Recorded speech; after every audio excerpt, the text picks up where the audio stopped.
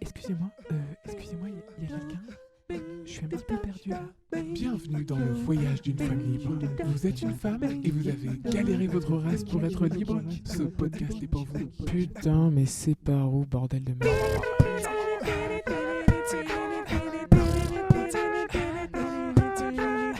Sur la route d'une femme libre, portrait sonore et confidence. Aujourd'hui, Alix et le sexe.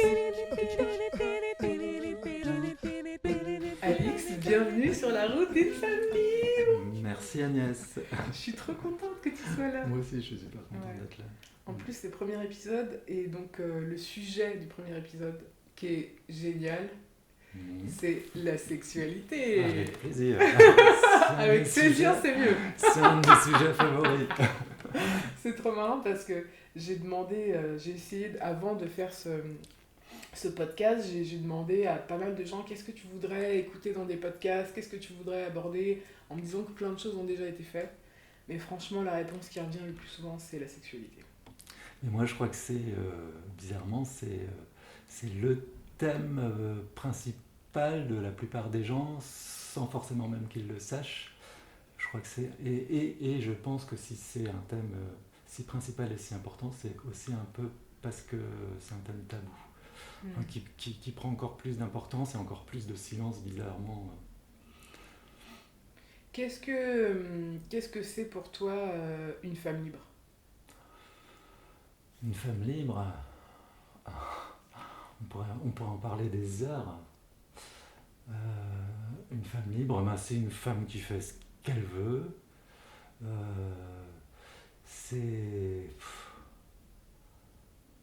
Alors, je vais essayer de me projeter en tant que femme libre.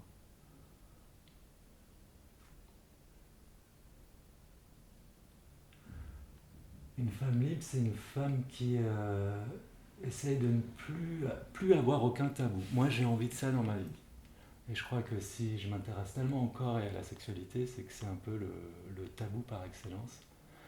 Et j'ai l'impression que si je peux totalement libérer tous les tabous qu'il y a en moi autour de ça, je pourrais libérer n'importe quel tabou, en fait.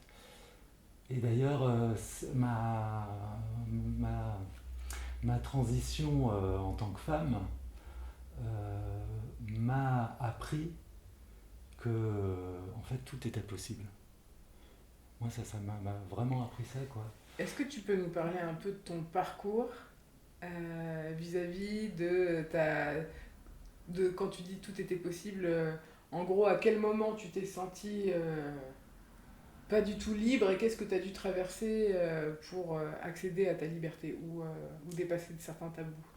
Du coup, ça rejoint vraiment l'idée de liberté, je suis en train de me rendre compte de ça. C'est-à-dire que moi, alors rapidement, je suis une meuf trans et je le sais depuis très très longtemps, même si je l'ai très fortement refoulé tout au long de ma vie, même si ça revenait régulièrement, mais je l'ai refoulé, jusqu'à un moment où c'est devenu totalement impossible pour moi de le refouler. Donc j'ai dû m'y confronter. Et là, je me suis rendu compte, je dis ça avec le recul, que c'était en fait un énorme tabou pour moi-même de me dire que j'étais une meuf trans. C'est un truc que j'arrivais pas à me dire à moi-même, et du coup que j'arrivais pas à dire aux autres. C'était quelque chose d'insurmontable pour moi de dire ça aux autres, quoi. Et je crois que j'ai lutté contre ça jusqu'au moment où j'ai plus réussi à le faire. Et à un moment, il y a une bascule dans mon cerveau où c'est comme si je lâchais le morceau, quoi, et je disais ouais, ok, ça y est, Mais par épuisement ? Ouais, par épuisement, bizarrement. Hein. Ouais. Ouais, parce que je croyais que j'allais mourir, en fait. Ah ouais. Ouais. Ok. Ça m'arrivait, en pensant à ça, je me souviens d'une scène où j'étais dans mon salon et où je me laisse tomber par terre de tout mon poids, presque en espérant que le choc va me tuer. parce que j'ai malgré tout jamais eu le courage de mettre fin à mes jours, tu vois. Mais ouais, comme si j'en pouvais plus, quoi. J'avais tout le poids du monde sur mes épaules de pas arriver à l'assumer pour moi-même et à l'assumer pour les autres, quoi. Puis à un moment, il y a cette bascule. Et en lisant un bouquin aussi qui m'a persuadé qu'en fait c'était une très grande fierté d'être une meuf trans. Et quel est ce bouquin ? C'est un bouquin qui s'appelle Manifeste d'une femme trans, écrit par une femme trans d'origine états-unienne qui s'appelle Julia Serrano et qui, à la fin du livre, fait une magnifique déclaration d'amour aux femmes trans. Et quand j'ai lu cette déclaration d'amour, je crois que j'ai pleuré toutes les larmes de mon corps. Et en même temps, j'ai senti une sorte de force, de puissance arriver en moi, tu vois. Et c'est là que je me suis dit, ouais, je vais le faire, quoi. Alors, là, j'ai senti énormément de force à ce moment-là, et de puissance, et en même temps d'angoisse et de désespoir et de peur. Tout mélangé. Ouais. Et je prends à ce moment-là dans ma tête la décision de le faire. Sauf que c'est pas si simple, c'est-à-dire que cette puissance, cette énergie, elle s'en va régulièrement au début. Oui. C'est-à-dire que... Et tu te confrontes faut respirer doucement, quoi. Ouais. Oh là là. Mais du coup, j'ai commencé à y aller, c'est-à-dire à le dire autour de moi. Ok. C'est ça la première étape. Ouais. À le dire autour de moi, à commencer à montrer des choses à l'extérieur, parce que j'arrivais plus à faire autrement, en fait. Ok. C'est marrant, des choses... À laisser cheminer. Ouais.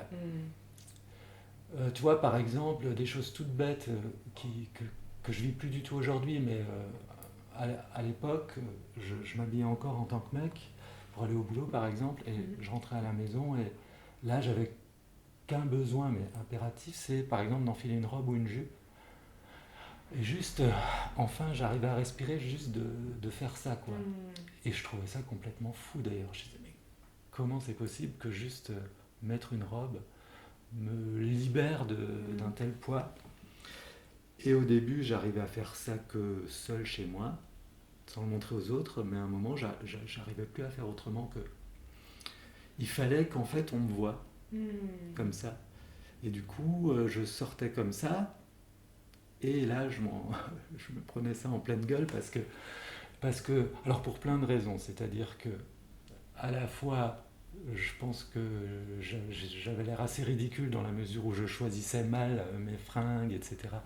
Et du coup, je passais pour un mec de 45 ans habillé en pouf aux yeux des autres, et en plus, je m'assumais pas totalement, donc j'avais une attitude de victime qui fait que les gens en fait m'agressaient, ne serait-ce que par leur regard, ou en se foutant de ma gueule, ou en me prenant en photo.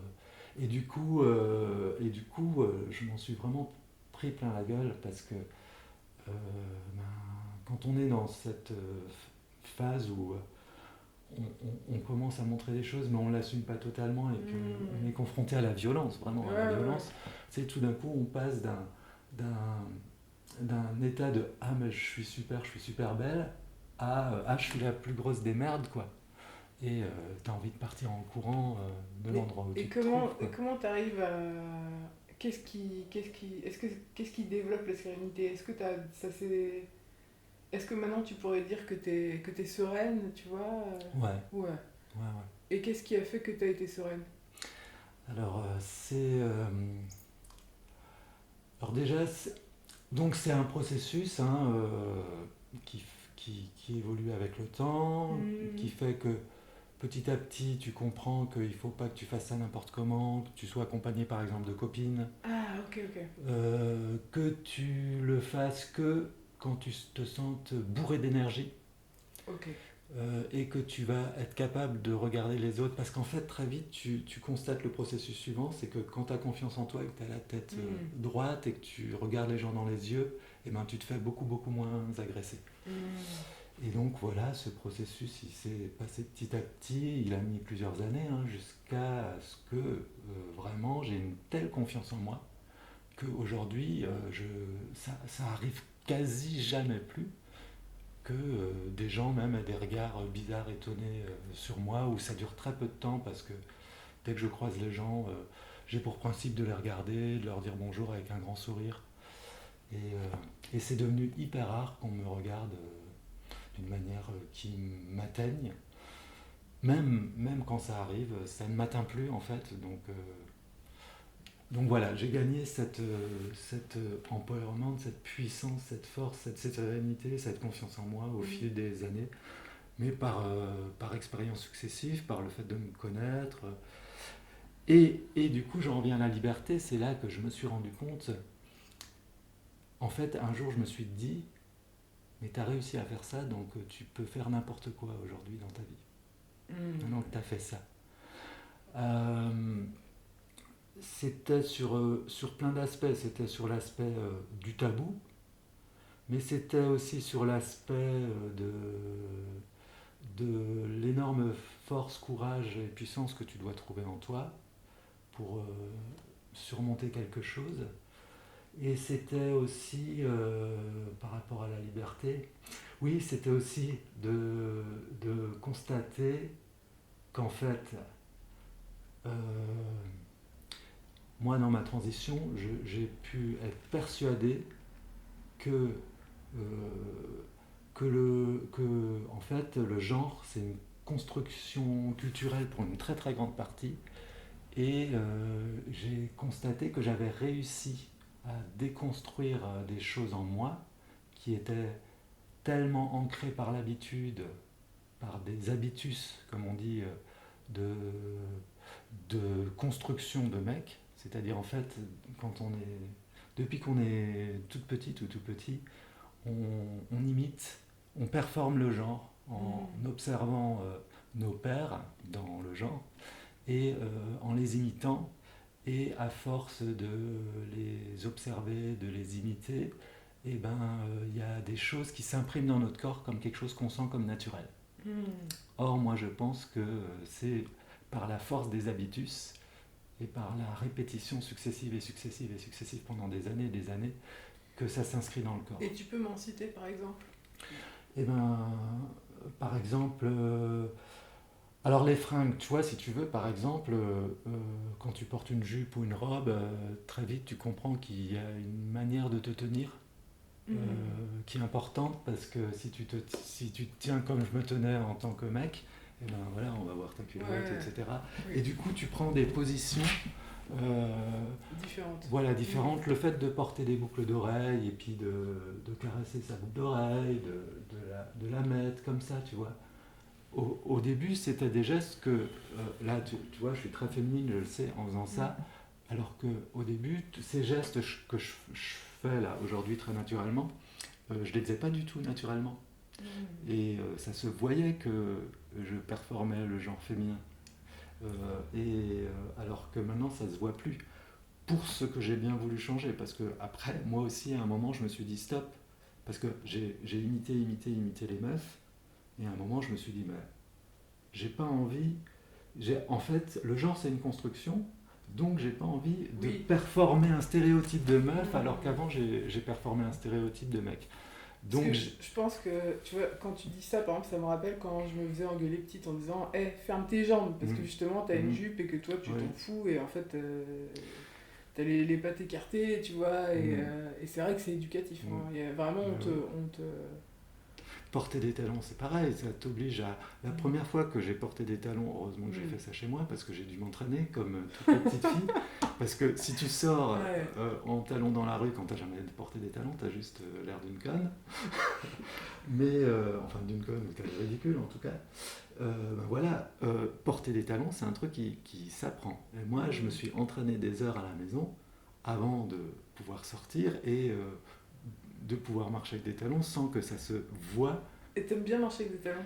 J'ai adoré ça, maintenant j'aime plus du tout, parce qu'en fait, voilà, j'ai dû passer par ce stéréotype féminin, j'ai dû le faire. Maintenant je suis revenu en arrière, c'est-à-dire que je me suis dit, bon, il y a plein de choses qui sont ancrées en moi de ma construction mec, il y a plein de choses que je vois que je suis capable de changer par habitude, en me créant des nouveaux habitus.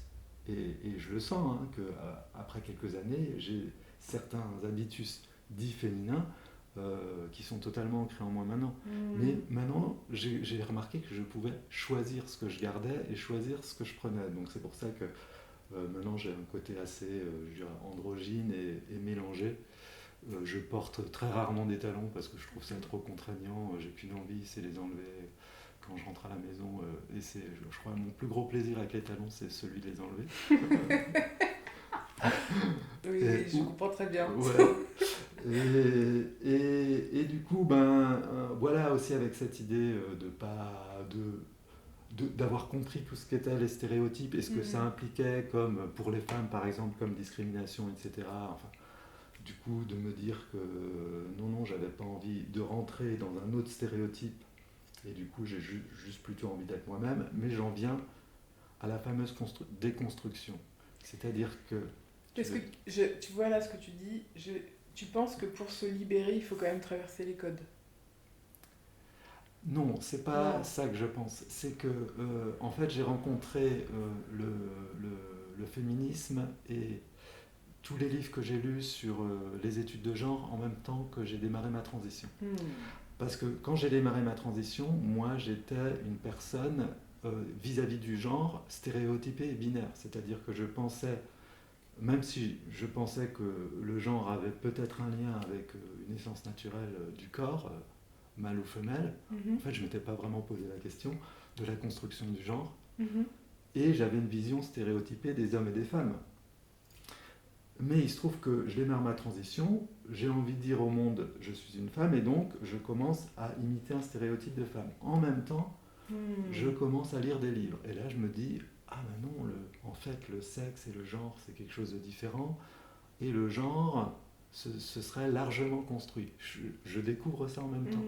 Et du coup, en fait, alors là, grosse explosion dans ma tête, parce que, mais alors, qu'est-ce que je suis? Qu'est-ce que je veux? Ouais. Tu vois? Alors j'ai résolu le paradoxe de la manière suivante, c'est que je me suis dit, mais attends, je suis un être culturel, donc je suis imbibé de cette construction du genre et de ces stéréotypes de genre. Et donc, malgré tout, mes émotions et mon désir de m'affirmer en tant que meuf trans, elle vient de cette construction culturelle en fait. D'ailleurs, moi je pense que dans une société post-genre, il y aurait quasi plus de personnes trans. Hein. Parce que pour moi, c'est... Alors je vais le dire, une phrase là, c'est le fait que la société est malade des stéréotypes et de la binarité du genre qui crée le trouble chez les personnes trans. Moi je pense que c'est ça. Okay. Je pense que c'est pas nous qui sommes malades, je pense que c'est la société qui est malade de ça.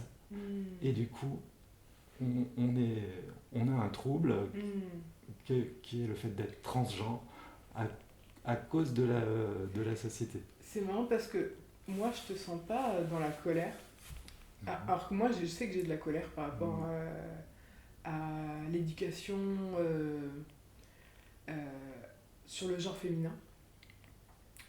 Sur tu vois, le côté de l'obligation à la beauté, mais la beauté, une beauté très particulière. Voilà, une beauté qui bouge pas, une beauté qui est aussi extrêmement raciste, une beauté qui est grossophobe. Enfin, tu vois, vraiment, il y a énormément de choses sur lesquelles je suis en colère parce que, pour moi, tu vois, dans la libération en cours, je n'ai pas encore réussi à me libérer totalement de cette colère vis-à-vis de ceux qui m'ont répété ce qu'ils avaient reçu, hein, mais de manière violente, en fait, qui m'ont éloigné de moi-même, pour moi.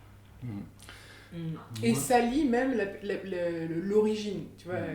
Parce qu'il y a une réflexion que j'ai eue sur la femme sauvage et les conventions sociales, qui est aussi vraiment pour moi le sujet sur la route d'une femme libre. Il y a aussi cette espèce de mélange entre les deux quand tu dis culturel, tu vois, et naturel. Je pense qu'il y a cette opposition que je ressens en moi et je ressens cette aliénation possible quand tu te dis j'ai pas envie d'être quelqu'un de mauvais, j'ai pas envie d'être donc vu que je veux pas être quelqu'un de mauvais, je vais respecter ce cheminement, Mais du coup, tu vois, quand tu dis tabou, ta saleté, tu vois, et moi j'entends ta saleté.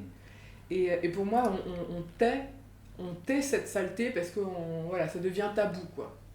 Donc là, on peut discuter de nos bouts. On peut se mettre debout.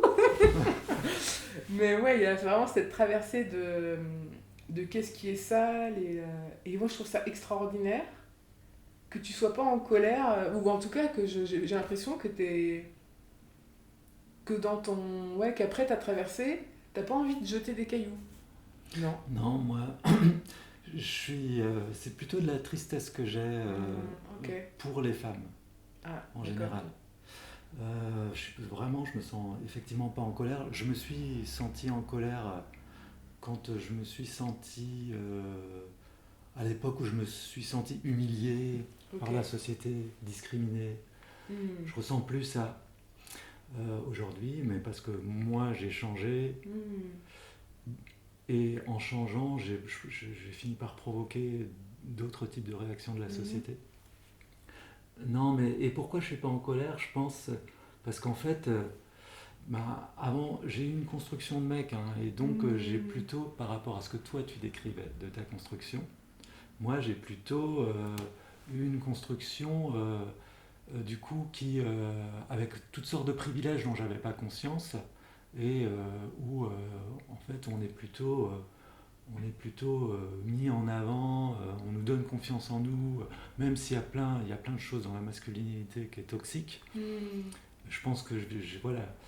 Par contre, en découvrant à quel point la construction du genre créait effectivement des êtres à côté d'eux-mêmes, et dans le cas des meufs, discriminés, objectivés, utilisés au service des autres, violés, battus,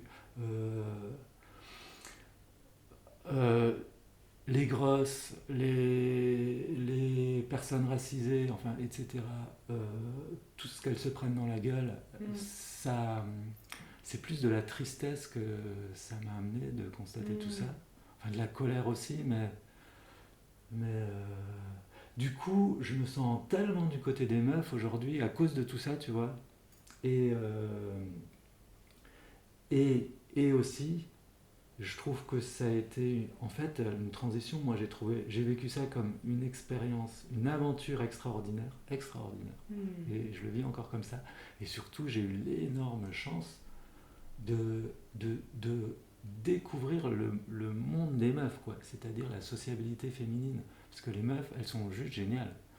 Elles m'ont accueilli avec une simplicité et un amour et un accueil, une gentillesse. Enfin, je trouve ça...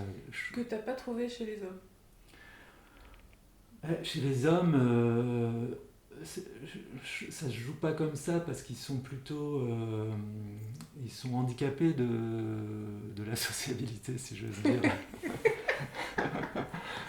De l'expression des émotions, parce qu'en fait, aussi, mon expérience de femme trans, elle m'a fait découvrir mes émotions, ma sensibilité. En fait, j'avais, comme beaucoup de mecs, réussi à finir par me construire une carapace tellement énorme que je crois, je me disais même à un moment que j'étais devenue une personne insensible. Et j'ai pété cette carapace au fil du temps, et j'ai retrouvé ou trouvé toutes sortes de choses. Aujourd'hui, je pleure hyper facilement en regardant des films, ou que ce soit juste d'une émotion entre deux personnes, ou de quelque chose de beau. En fait, j'adore quand je suis submergé par les larmes, parce que j'ai l'impression juste d'être vivante, d'avoir des émotions, tu vois, comme ça. J'adore ça, pleurer, moi, en fait. Je trouve ça super. Je trouve ça vraiment super. C'est hyper rare de recueillir ça. En général, t'as vraiment ce rejet de la larme, tu vois. Après, je pense qu'il y a aussi, tu vois, dans l'historique, pour moi, c'était vraiment... On dit pleurer comme une fille, tu vois. Ah, pleure pas comme une fille. Donc, moi, je pense que j'ai fait l'inverse. Tu vois, j'ai dit, ah ouais, ben vas-y, je veux pas pleurer. Bon, après, j'étais très constipée, mais... dans la gestion des émotions, tu vois, je pense que bon, c'est quand même pas évident. Après, de tout ce que je raconte là, pardon, je t'ai peut-être coupé. Non, vas-y. Ouais, de tout ce que je raconte, en fait, je suis en train de me rendre compte que aussi les meufs que je côtoie, c'est beaucoup dans le milieu féministe et donc c'est des meufs qui ont pris conscience de tout ce qu'on disait là sur la construction des meufs, les discriminations, l'objectivation, etc. Et du coup qui sont vraiment dans une revendication. Ouais, et puis une démarche de devenir elles-mêmes ce qu'elles veulent et de pas subir tout ça. Et je pense pas que ça soit majoritaire. Mais justement, j'ai l'impression que c'est en transition, en changement, qu'il y en a de plus en plus, mais tu vois, dans les conversations, par exemple, moi je trouve ça fou parce que sur le mot féministe, il y a des choses qui se sont associées. Et il y a une peur de ce mot-là. Et moi-même, j'ai vraiment mis un temps où j'ai dit, j'avais associé, je sais pas pourquoi, bon maintenant j'ai compris, mais le féminisme avec l'anti-masculin, tu vois. Et du coup, je voulais pas être anti-masculin, c'était pas possible, tu vois. Sinon, j'allais reproduire de la... Voilà. Et... parce que je sentais que c'était vers un cheminement de paix que j'avais besoin d'aller. Et en fait, la réconciliation, je pense qu'avec mon féminin, ma partie féminin, m'a fait me dire mes expériences de vie. Après, je me suis dit, mais c'est pas possible de pas être féministe. C'est pas possible, mais même pour n'importe qui. Parce qu'il y a encore trop de droits qui sont bafoués, en fait. Il y a, malheureusement... Enfin, c'est pas... Là, on n'est pas sur de... C'est très concret. Enfin, voilà, comme tu dis... Il y a des chiffres sur les viols, il y a des chiffres sur les femmes battues, il y a sur la discrimination, c'est encore malheureusement extrêmement présent, quoi. Et là, tu parles des femmes qui sont conscientes et militantes ou revendicatrices, mais il y en a énormément d'autres qui ne sont pas du tout dans la parole et qui sont dans l'isolement... et qui sont pas dans la sororité, tu vois, qui sont pas ensemble, hein. Qui sont pas ensemble. Je suis d'accord avec toi. En fait, c'est ce que je voulais dire, c'est qu'en fait, je pense que j'ai un regard biaisé là-dessus parce que mon environnement n'est fait que de ce nouveau monde dont je parle. En fait, moi, j'ai quitté le monde du genre, hein, pour tout te dire, pour un monde justement où on n'est ni homme ni femme.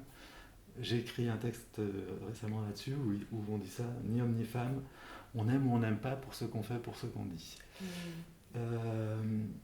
Et du coup, je pense que j'ai un regard biaisé et je pense qu'effectivement, tu as raison sur le fait que jusqu'à il y a encore très peu de temps, se dire féministe, c'était pas forcément bien vu avec toutes sortes de connotations.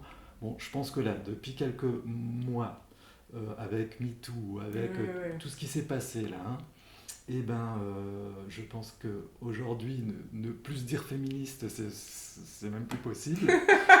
Comme tu viens de le dire. Ouais, c'est ça. Et je pense aussi qu'effectivement, la dernière étape du féminisme, c'est d'intégrer les hommes.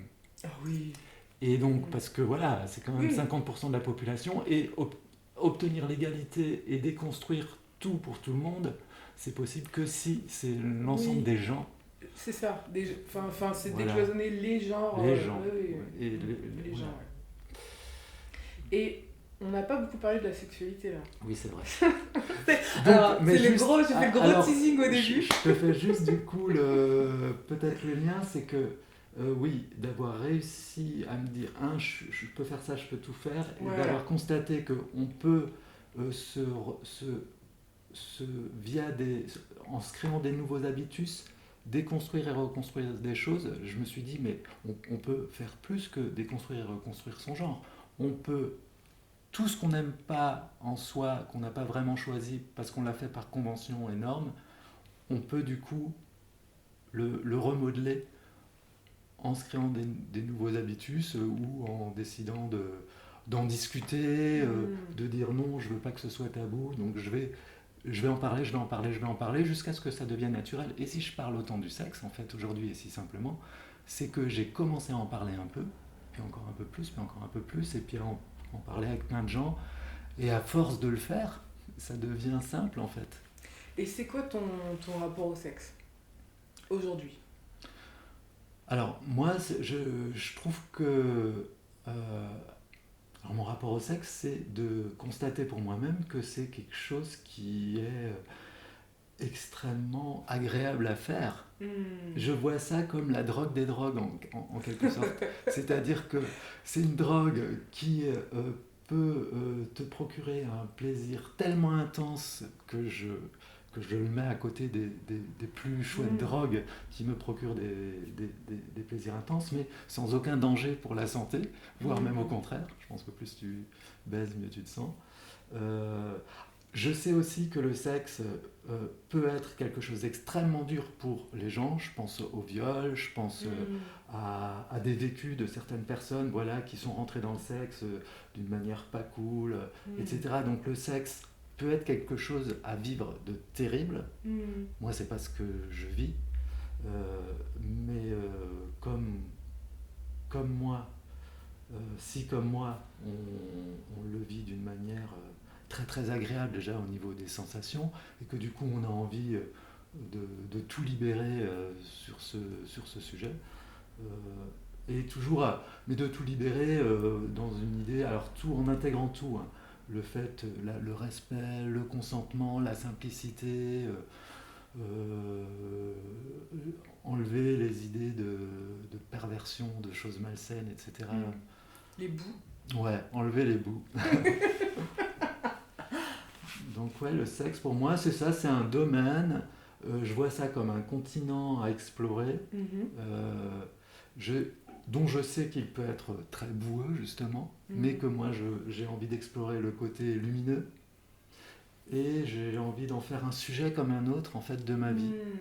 Mais à tel point, mais je te jure que c'est vrai ça, hein, moi je me dis, alors je me rends compte que c'est pas partagé, hein, mais moi je me dis que le sexe devrait pouvoir être une activité comme une autre, comme faire la cuisine, ou jouer au boomerang, ou se promener. Moi je me dis vraiment ça, et aujourd'hui dans ma tête j'en suis persuadé. C'est-à-dire que je pense qu'on devrait pouvoir faire du sexe avec ses amis. De la même manière mais si on en a envie, tu sais, tu as des amis avec qui tu vas te balader en forêt, et d'autres pas parce que tu préfères, je sais pas, faire autre chose, de la cuisine avec eux, te baigner, parce que voilà, vos caractères font qu'une balade en forêt avec telle personne, c'est plaisant pour toi, parce que vous vous baladez de la même manière, vous marchez doucement, vous profitez du moment, et cette personne, non, c'est randonnée à fond, qui préfère faire 20 km en 2 heures, etc., et ça te plaît pas du tout. Donc, tu vas pas faire tu vas en faire une fois avec cette personne, mais plus jamais, tu vois. Le sexe, ça devrait pouvoir être pareil, c'est-à-dire, oh tiens, tout d'un coup tu sens un truc, ah ouais, on essaye, ça marche, super, on s'entend bien là-dessus, ah non, ça marche pas, on arrête, ou d'en faire pendant 2 mois et d'arrêter, ou d'en faire une fois et d'arrêter, ou d'en faire au long cours, à chaque fois que tu te croises, tous les 6 mois. Mais tu veux dire le dissocier de la notion de couple? Oui, carrément. Ouais, ok. Parce que moi j'ai une question sur le côté sacré, tu sais, qu'on peut avoir dans une sexualité, dans un couple, tu vois, où je me dis, je partage beaucoup d'amour, beaucoup de choses avec différentes personnes, mais il y a une chose que je vais consacrer, c'est la sexualité avec mon partenaire, et du coup on a au moins cette chose, tu vois, qui est... Ben moi, comme j'ai envie d'enlever la notion d'amour, en fait j'ai envie de fusionner la notion d'amour et d'amitié. C'est-à-dire que je pense que en fait il n'y a qu'un seul sentiment qui est l'amour, et on aime ses amis autant que ce qu'on appelle son amoureuse ou son amoureux. Et du coup effectivement dans la manière dont on est construite et construit, il y a cette idée du couple exclusif qui génère un sentiment amoureux qui serait différent de l'amitié, et dans lequel il y aurait cette particularité du sexe. Ben, moi, le sentiment d'amour, je le vois plus du tout comme ça. J'ai plein d'amis que j'aime, vraiment d'amour. Et je pense que ce sentiment d'amour, il est identique au soi-disant sentiment amoureux qui serait différent. Et c'est aussi... du coup, c'est aussi pour ça que moi, alors non seulement activité comme une autre, mais plus d'amour par rapport à l'amitié, plus d'exclusivité non plus. Donc que des relations affectives multiples dans lesquelles il y a du sexe ou pas, dans lesquelles il y a du shopping ensemble ou pas, de la lecture ensemble ou pas, de la cuisine ensemble ou pas. Oui, peut-être qu'en fait, ce qui vaut, peut-être que finalement, dans un couple, ça peut dire, bon, bah, sexualité libre, mais tu lis pas avec quelqu'un d'autre. Chacun ses zones privilégiées.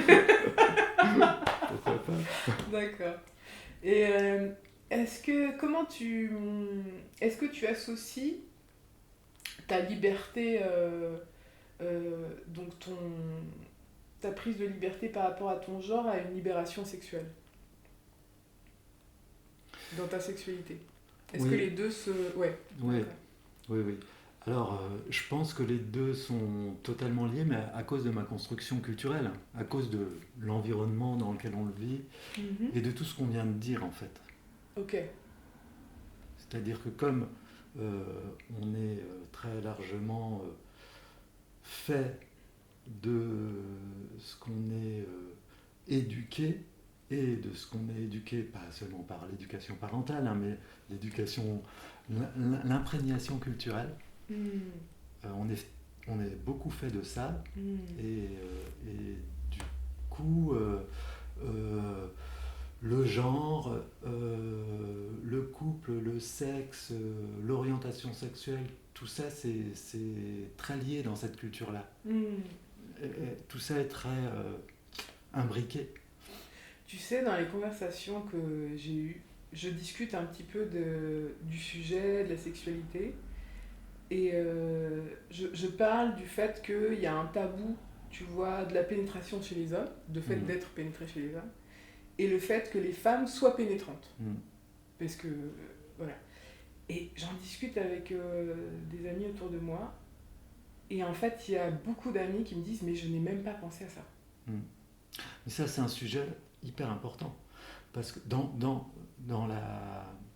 l'égalité homme-femme, je pense que ce serait indispensable que toute femme ait un jour, et que toute femme ait pénétré quelqu'un un jour, et que tout homme ait été pénétré. Parce que déjà moi, il y a un concept que je comprends pas, c'est en tant que mec, parce que moi, déjà même quand je me voyais pas en tant que meuf trans, j'ai toujours pratiqué la sexualité anale, et pour moi, c'est impossible de vouloir pénétrer quelqu'un sans se dire que l'inverse est possible, quoi.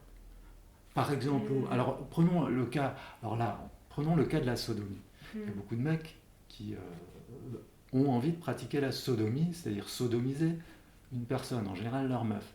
Comment est-ce qu'on peut seulement penser j'ai envie de sodomiser ma meuf sans se dire ok, j'ai envie de ça, mais donc automatiquement je dois accepter l'inverse. Enfin, c'est juste naturel, tu peux pas... C'est pas du tout naturel.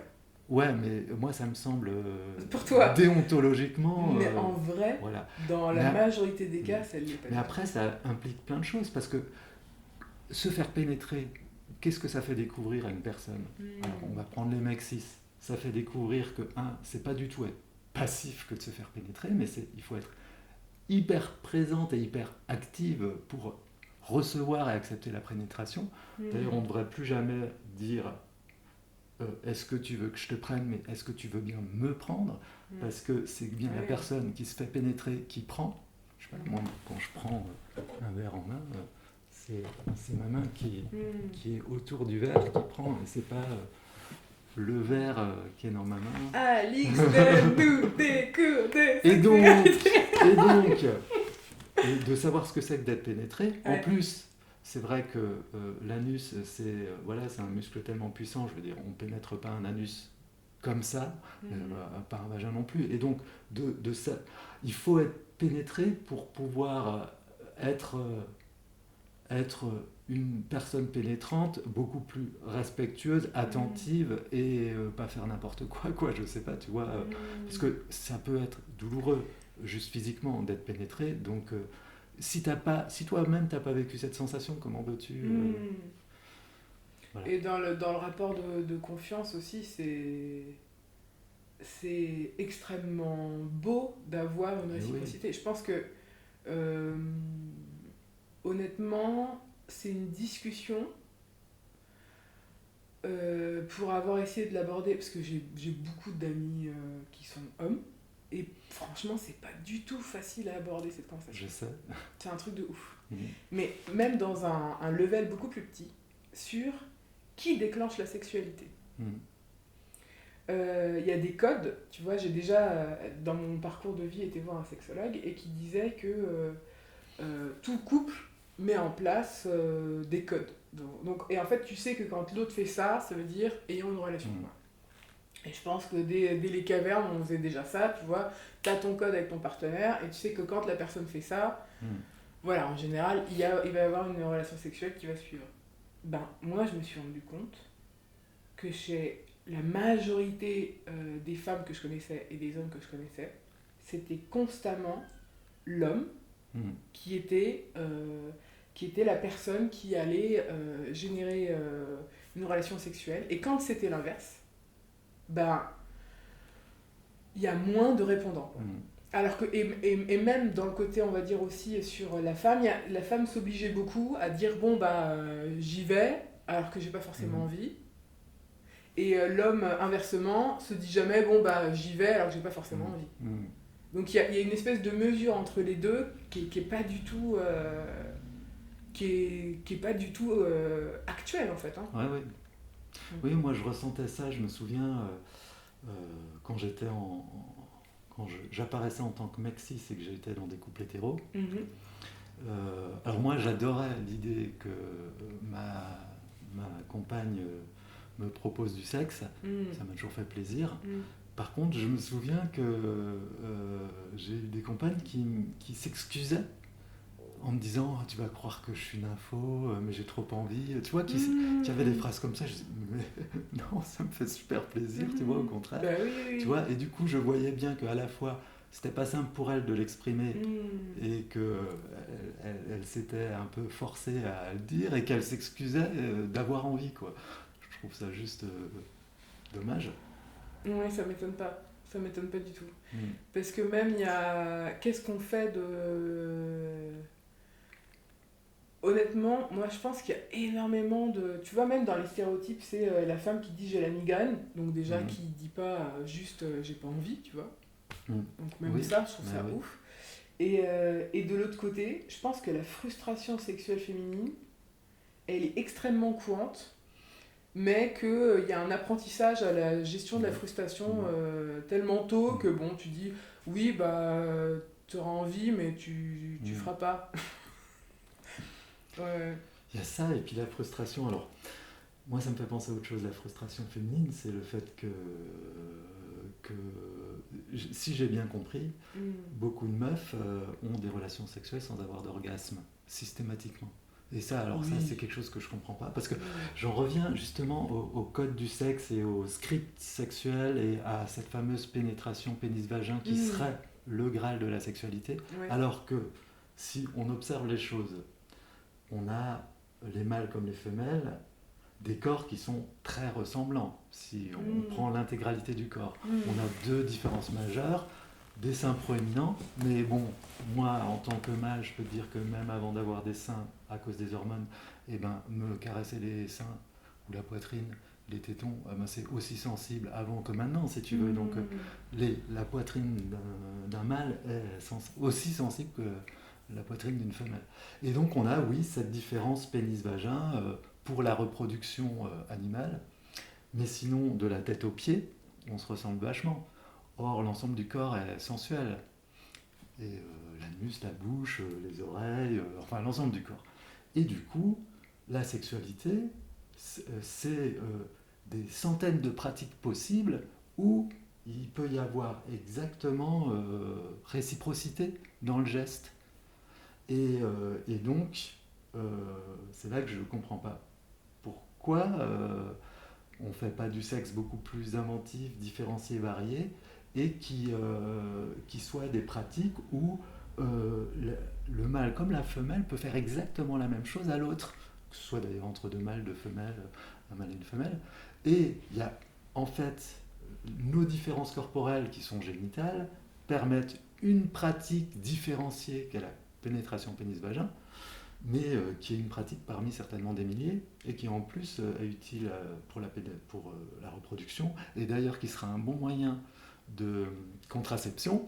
Si on faisait les 999 autres pratiques qui sont aussi jouissives, tu vois. Ouais, je voudrais trop que tu interviennes au collège en disant ça. Ça, j'ai expliqué tout ça à ma fille qui rentre petit à petit dans la sexualité, là, même si, en tout cas, dans la tête, elle y rentre, même si visiblement elle n'a pas encore pratiqué. Mais du coup, je lui dis tout ça, là, je lui dis, parce que je trouve ça trop important. Mais après, je me dis, en t'écoutant parler, je me dis, en fait, c'est une représentation, je pense, de où on en est. Quand on parle je pense, d'équilibre, d'équité, etc., comme tu dis, il y a une zone différente, tout le reste est potentiellement identique. Et on porte l'attention sur la différence et pas sur le potentiel autre, quoi. Moi, j'ai dit récemment à ma fille et à une de ses copines qui m'interrogeait. On a eu une discussion sur le sexe et la première chose que je leur ai dit, c'est si vous avez déjà embrassé un garçon, que vous lui avez touché une partie du corps, par exemple le bras, ou qu'il vous a touché le bras, et que vous avez ressenti du plaisir dans votre corps, et ben vous avez fait du sexe. Alors elles m'ont dit waouh, on a déjà fait du sexe. Je dis, ben oui. Et moi je pense que c'est hyper important, tu vois, cette notion-là. Et je dis, et la pénétration pénis-vagin, c'est surtout pas, c'est pas quand vous aurez fait ça que vous pourrez vous dire ah oui, ça y est, je l'ai fait. Non. Ça commence déjà là. Et il y a 10 000 choses à faire. Et alors même, du coup, je pense que malheureusement, les femmes passent beaucoup moins à côté de cette sensualité du corps et de tout ce qu'on peut faire, même si ça dépend les interactions qu'elles ont avec leurs amoureux, amoureuses, etc. Et comment elles sont rentrées dans la sexualité, comment elles l'ont vécu, etc. Mais alors les hommes, d'une manière beaucoup plus globale, passent à côté de leur sexualité. Vraiment, vraiment. Mais bon, beaucoup de femmes aussi. Et qu'est-ce que je voulais ajouter ? Oui, un truc aussi que moi j'ai jamais compris, parce que en discutant, j'ai compris que ça se passait comme ça dans beaucoup de couples hétéros, c'est que donc comme il y a cette pénétration pénis-vagin et que souvent le mec a l'orgasme à ce moment-là et que la femme l'a pas encore eu, et ben que malgré tout les choses s'arrêtent là, alors que je sais pas, le mec pourrait caresser sa meuf jusqu'à ce qu'elle ait un orgasme, parce que c'est hyper frustrant de rester sur sa faim, quoi. Oui. Après, je me dis qu'il y a énormément de sujets à aborder et je pense que je t'inviterai à revenir parce que, tu vois, on n'a pas abordé le sujet de l'éducation par les films pornographiques, on n'a pas... Enfin, il y a vraiment beaucoup de sujets, de choses à déconstruire et les chemins de traverse à proposer, je pense. On en a déjà parlé ensemble. Et en tout cas, je te remercie beaucoup pour cette conversation. De rien du tout, avec grand plaisir. Et j'ai une petite dernière question.